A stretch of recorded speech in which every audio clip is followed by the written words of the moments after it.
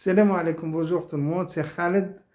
Eh bien, voilà, selon le titre, pourquoi certaines personnes sont plus fidèles que d'autres. Eh bien, forcément, vous allez penser tous de la même façon, surtout qu'on est aux environs de la Saint-Valentin. La fidélité des hommes envers des femmes ou des femmes envers des hommes, envers les hommes, pardon. Eh ben non, je ne vais pas parler de ça. Je vais parler de fidélité, mais de points de fidélité.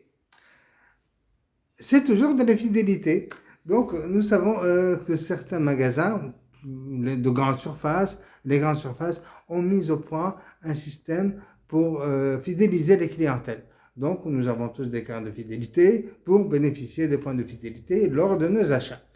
Donc, on achète des produits et on accumule des points de fidélité qui vont nous permettre d'acquérir d'autres produits d'une façon, disons, gratuite, mais bon, ce n'est pas tout à fait gratuit, puisque ces produits ont été déjà payés ultérieurement, grâce à nos achats, bien sûr. Il faut acheter il faut dépenser.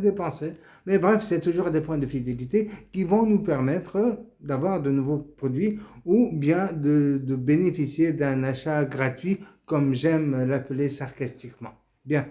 Donc, ces achats sont comme, voilà, je voudrais dire où réside la différence entre tel et tel magasin.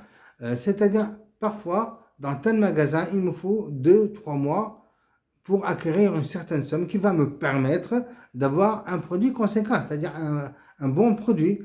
Alors que dans d'autres grandes surfaces, je ne vais pas citer d'enseigne, comme ça je ne fais pas de jaloux. Donc, dans d'autres enseignes, je reprends, dans d'autres enseignes, il me faut 6 mois, 1 an à attendre parce que le niveau des points n'est pas comptabilisé de la même façon, de la même manière. Et donc, certaines personnes préfèrent gagner moins de points avec plus de valeur, alors que d'autres, ils ont beaucoup plus de points avec moins de valeur.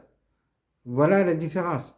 Et ces points de fidélité nous permettent d'économiser, ou du moins l'illusion d'économiser, bien que nos économies sont constamment bouffées par l'inflation.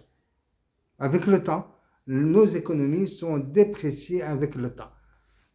Remarquez, la bonne nouvelle, c'est qu'il y a certains points de fidélité qui sont convertibles en monnaie sonnante et trébuchante. Eh bien voilà, comme je vous ai parlé dans la dernière vidéo des formations intelligentes de Validus, ces formations nous permettent d'avoir des points de fidélité qui sont convertibles comme on veut. Même, on peut les avoir en monnaie sonnante et trébuchante. Et donc, je vous remercie de m'avoir suivi jusqu'à là et je vous dis à bientôt dans la prochaine vidéo. Merci et bye bye. N'oubliez pas de me suivre pour plus d'informations. Et n'oubliez pas, l'information est capitale pour atteindre un certain niveau de réussite. Bye bye tout le monde.